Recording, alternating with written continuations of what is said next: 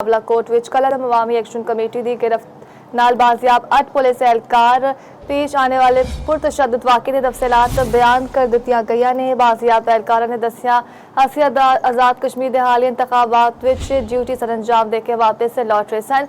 कलरम अवामी action committee नाल वाबस्ता मसला जथिया ने सानू घेर के रमाल बनाया। दौरान हिरासत साडे नाल इंतहाई पुरतशद्दद रवैया अख्तियार किया गया। अगवाकारा दे कोल जदीद असलहा हथियार ते दस्ती बम भी मौजूद सन। सारे कोलों जबरदस्ती पाकिस्तान ते पाक फौज मुखालिफ नारे लगाने की कोशिश भी की गई। उन्होंने धरने विच खातीन ते बच्चियां नूं ढाल बना के अपने मसाला जत्थियां नूं छुपा रखा है। उन्हों का असल एजेंडा अवामी फलाह नहीं बल्कि रियासत मुखालिफ ते तशद्दुद उत्ते मबनी है। एहलकारां दी बाहिफाजत बाजियाबी अहम पेशरफ कानून नाफिज करने वाले इदारे तहसीन दे मुस्तहक ने। यह वाक़या कलरम कमेटी की कानून शिकने तशद्दुद ते जत्था ज़हनीत नूं बेनकाब करता है। वाक़े विच मुलविस सारे शरपसंद अनासर के खिलाफ बिला इम्तियाज कानूनी कार्रवाई नागुज़ीर है।